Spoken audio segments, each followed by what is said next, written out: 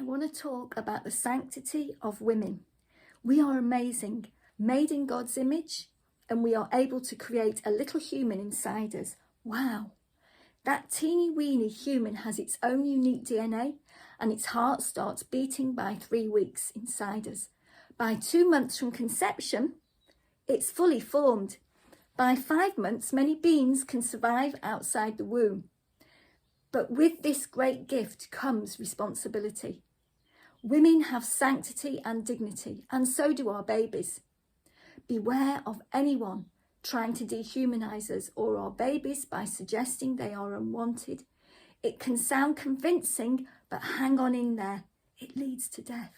Abortion says the life of my baby is of no value and wants me to consent.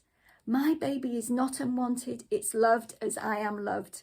Our society has lost sight of the value of both a woman and a child, and what started off accommodating rare exceptions is now used as a contraceptive contingency. For all the talk about a woman's bodily autonomy, we rarely mention that me and my body made that choice to conceive. I'm against changing the law and decriminalising abortion. Once you remove the penalty, the law is futile. It gives the message that it doesn't really matter, and that my baby's life and death is insignificant. Up to birth and sex-selective abortions can happen with impunity. Laws are there to protect, not punish. They prevent us from becoming the victims of crime as well as the perpetrators. Criminal laws serve as deterrents. They keep the most vulnerable safe.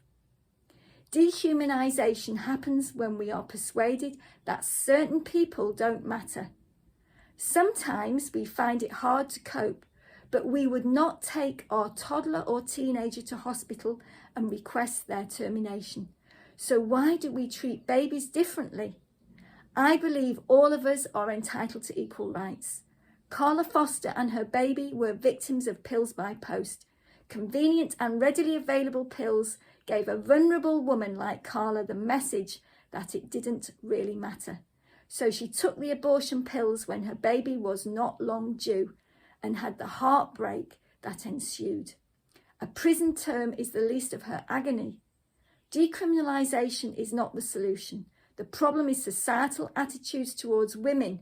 It's the dehumanisation of women, pregnancy and motherhood that creates a dependency on abortion. Thank you for listening.